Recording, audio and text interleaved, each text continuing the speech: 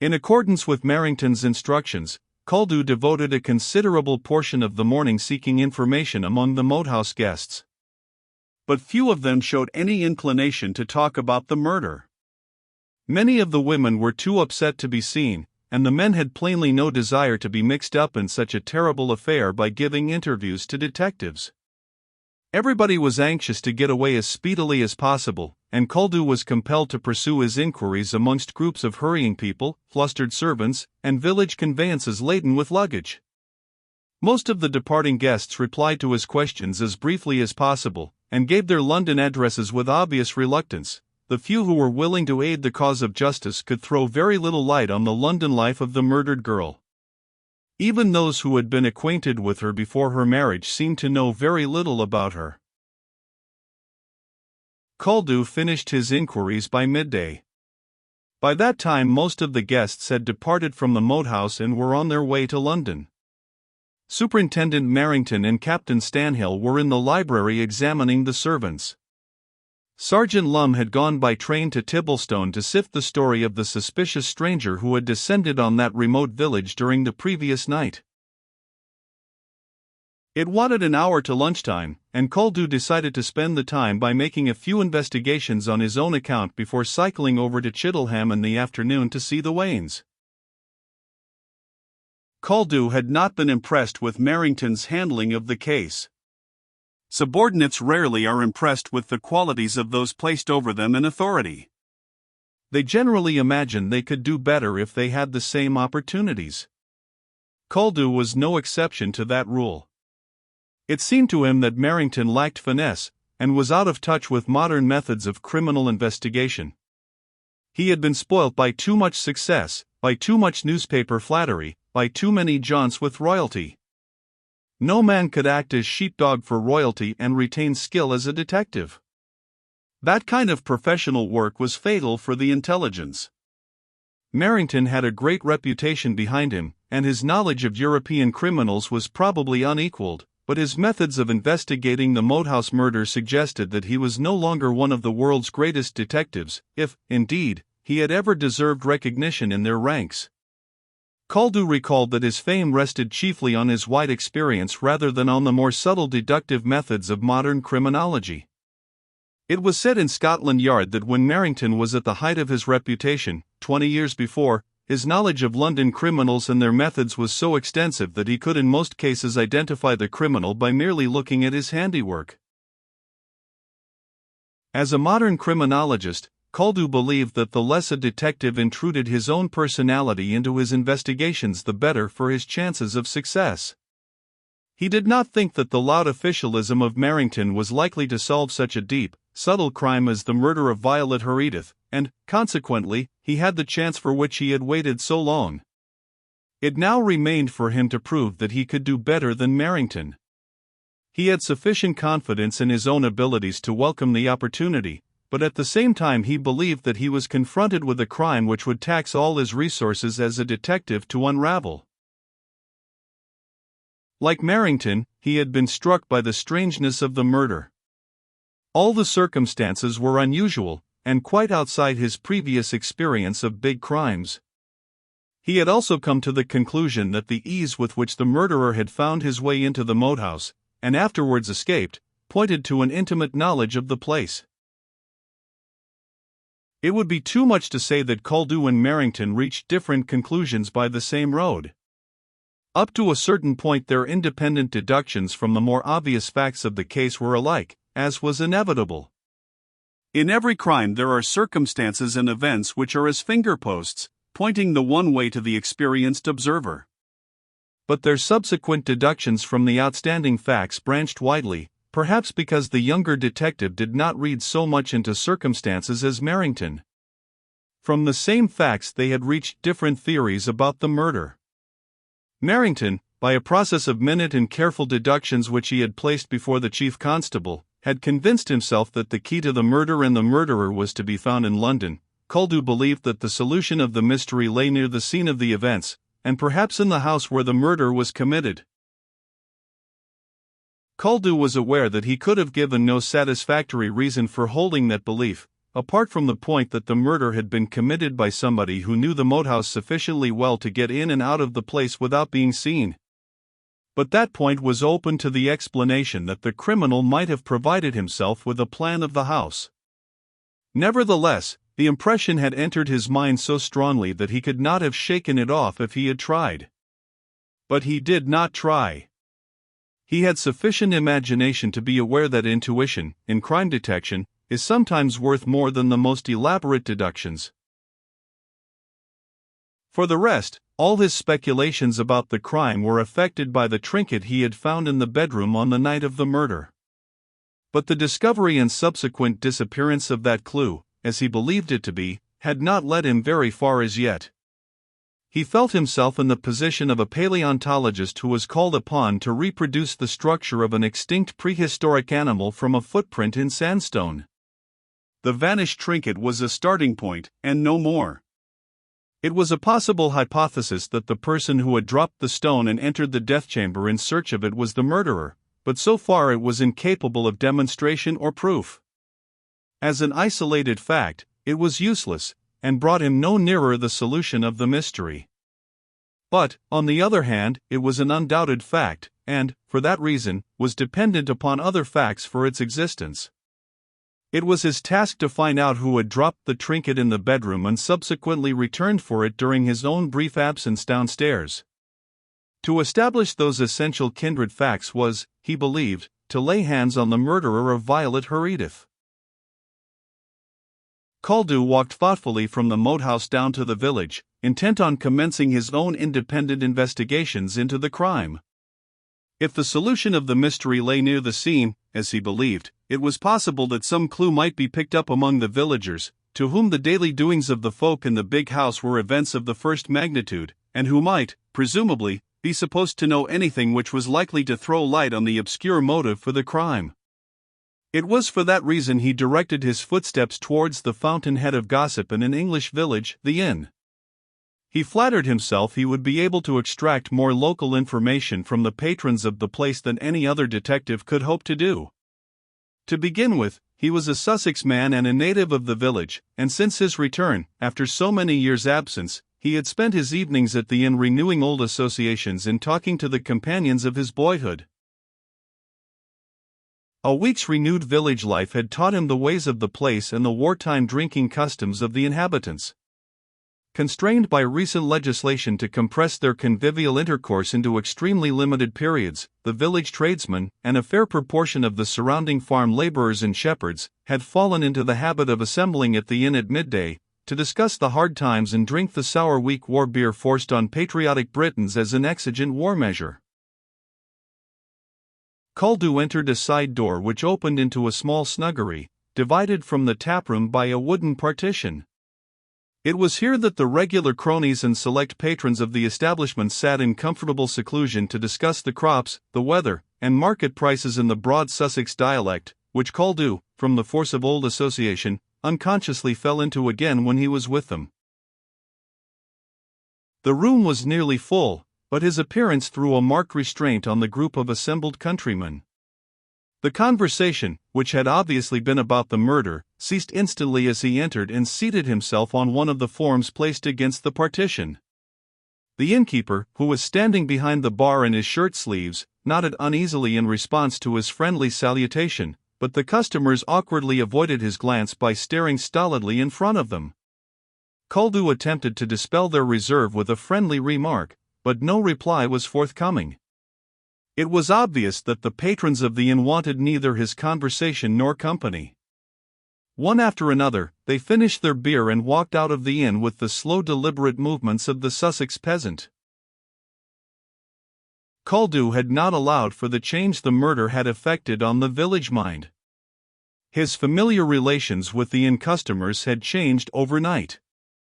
He was no longer the former village lad, returned to his native village, and welcomed from his old association with the place, but had been invested with the dread powers and majesty of the law, from which no man might deem himself safe. Caldew walked out of the snuggery and opened a door at the side of the house. It opened into a billiard room, a surprising novelty in an English country inn, and the outcome of a piece of enterprise on the part of the landlord, who had picked up a small table cheap at a sale, and installed it in the clubroom, hoping to profit thereby. Again Caldew was conscious of the same distinct air of constraint immediately he entered. 2 or 3 men who were talking and laughing loudly became as mute as though their vocal organs had been suddenly smitten with paralysis. The village butcher, who was at the billiard table in the act of attempting some complicated stroke, stopped abruptly with his cue in mid-air, and gazed at the detective with open mouth and a look of apprehension on his florid face, as though he expected instant accusation and arrest for the Moathouse murder. With an irritated appreciation of his changed status in village eyes, Caldew left the inn and walked home for a meal before setting forth to Chittlehamn to interview Mrs. Wayne. There was a strong smell of soapsuds in his brother-in-law's house, and a vision of his sister's broad back, in vigorous motion over a steaming washtub in the kitchen, indicated that she was in the throes of her weekly wash. She ceased her labors at the sound of footsteps, and turned round. "Oh, it's you, Tom. Come for a bite to eat? Just sit you down, and I'll have dinner on the table in no time. I got something good for you. Old Upton, the shepherd, brought me a nice rabbit this morning, and I've stewed it. It's the last one we'll get, I expect. Upton was telling me he ain't going to snare no more, because the boys steal his snares, which ain't no joke, with copper wire at 5 shillings a pound." Caldew took a seat at the table, and watched his sister dish up the dinner. As Sergeant Lum's income was not sufficient to permit of all the refinements of civilized life, such as a separate room for dining, the family midday dinner was taken in the kitchen, which was the common living room. Mrs. Lum's preparations for the meal were prompt and effective. She carried the tub of clothes outside, opened the window to let out the steam, laid knives and forks and plates on the deal table, then put a liberal portion of stewed rabbit into each plate out of the pot which was steaming on the side of the stove. Dinner was then ready, and brother and sister commenced their meal. Caldew ate in silence, and his sister glanced at him wistfully at intervals. She had no children of her own, and she had a feeling of admiration for the brother she had mothered as a boy, who had gone to the great city and become a London detective. From her point of view he had achieved great fame and distinction, and she cherished in her workbox some newspaper clippings of crime cases in which his name had been favorably mentioned by friendly reporters. She hoped he would be successful in finding the Moathouse murderer. She would have liked to question him about the case, but she stood a little in awe of him and his London ways. "What's the best way to Chittlehamn, Kate?" asked Caldew, as he rose from the table. "There used to be a footpath across by Dormer's farm which cut off a couple of miles. Is it still open?" "It's still open, Tom. Old Dormer tried to get it closed, and went to law about it, but he lost. Be you going across to Chittlehamn?" "Yes, I shall ride over on my bicycle this afternoon. Do you know where the Waynes live?" "The Waynes? Oh, you mean the writing chap that bought Billings' place. Their house stands by itself a mile out of the village, just afore you come to Green Patch Hill." "Thanks. I know Billings' place very well, but I wasn't aware that he had sold it. I'd better be getting along. It's a good long ride." "What be you goin' there for, Tom?" asked Mrs. Lum, with keen curiosity. "About this case?" "Yes," replied Caldew shortly. "Have you found out anything yet, Tom?" pursued his sister earnestly, her curiosity overcoming her awe of her clever brother. "Jem was telling me before he went to Tibblestone that a Terblee Gret detective come down from Lunnon this morning, and was stirrin' up things proper. Jem says he's a detective what travels about with the king, and he's got letters to his name because of that." "Is he on the tracks of the murderer yet, Tom?" "No, and he's not likely to, as far as I can see," said her brother a little bitterly. Dear, that's a pity, for it's a Terblee thing, and an awful end for the young lady." Jem came home all of a tremble like last night with the ghastly sight of her corpse, and I had to give him a drop of spirits to help him to sleep. We was a-talkin' about it in bed, and wondering who could ave done it. Nobody hereabouts, for I'm sure there's nobody in the village would hurt a fellow creature. Besides, the folk at the big house is too respected for a living soul to think of harming them. They are popular with everybody, are they? Said Caldew, sitting down again with the realization that he was likely to gather as much information about the Herodotus family from his sister as he could obtain anywhere else. Oh, yes, replied his sister. It's only natural they should be. Sir Philip is a good landlord, and he and Miss Herodotus are very generous to folk. Is Philip Herodotus well liked in the district? He's been away so long that folk don't know much about him. But I never heard anybody say anything against him. He's different from Sir Philip, but he seems gentle and kind. He used to be a quiet and solitary little chap years ago, remarked Caldew. I remember climbing a tree in Monk's Hill Wood for a bird's nest for him. He couldn't climb himself because of his lameness. It doesn't seem like a Herodotus to be small and lame, said Mrs. Lum thoughtfully. I've heard those who ought to know declare that Miss Herodotus never forgave his mother for bringing him into the world with a lame foot. The servants at the big house say Mr. Phil has always been terribly sensitive about his lameness. That's what made him so lonely in his ways, though he was rare fond of animals and birds. We was all taken aback when we heard of his marriage. He always seemed so shy of the young ladies. The only girl I ever knowed him to take any notice of was Hazel Rath. I have met them walking through the woods together. Who is Hazel Rath? The daughter of the moat-house housekeeper. She came to the moat-house with her mother nearly 10 years agone. She was a pretty little thing. Miss Herodotus was very fond of her, and sent her to school. Mr. Philip was fond of her too, in his way, though, of course, there could never have been anything between them. But nobody hereabouts ever expected him to marry a London young lady. Why not? Asked Caldew.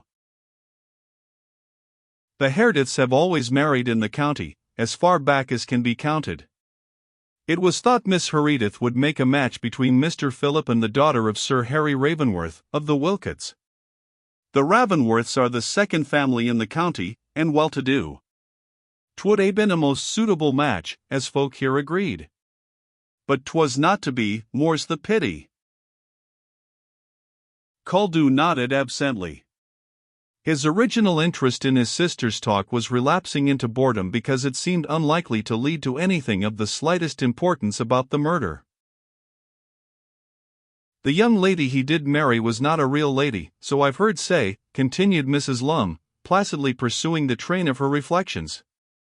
She didn't come much into the village, but when she did she walked about as though she were bettermost, and everybody else dirt beneath her feet. But I have heard that she had to earn her own living in London before Mr. Philip fell in love with her pretty face. If that's the truth, she gave herself enough airs afterwards, and did all she could to make Miss Herodotus feel she'd put her nose out of joint, as the saying is. What do you mean by that? Asked Caldew sharply, with all his senses again alert. Well, you know, Tom, Miss Herodotus has been the mistress of the moat-house and the great lady of the county since Lady Herodotus died.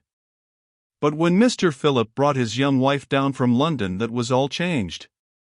The young lady soon let her see that she wasn't going to be ruled by her, and didn't care for her or her ways.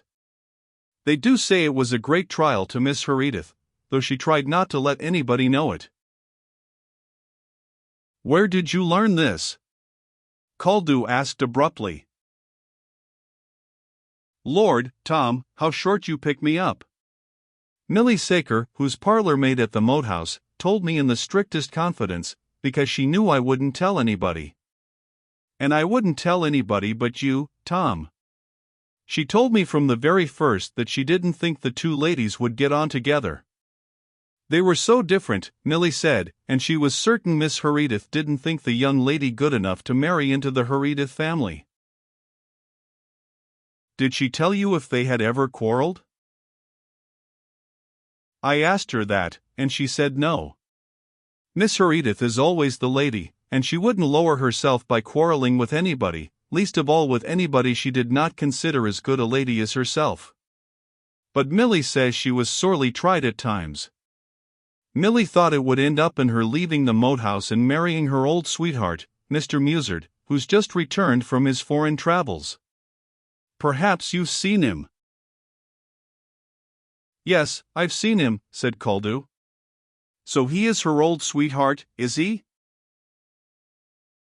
So folk used to say, returned Mrs. Lum. I remember there was some talk of a match between them when I was a girl, but nothing came of it. It's my opinion that Miss Herodotus must have refused him then because of his wild days, and he took to his travels to cure his broken heart. But they still think a lot of each other, as is plain for everybody to see, and go out for walks together arm in arm. So perhaps it will all come right in the end. With this comfortable doctrine of life, based on her perusal of female romances, Mrs. Lum got up from her seat to clear the table. I trust it will, said her brother, but his remark had nothing to do with the triumph of true love in the last chapter. He left the room to get his bicycle to ride to Chittlehamn.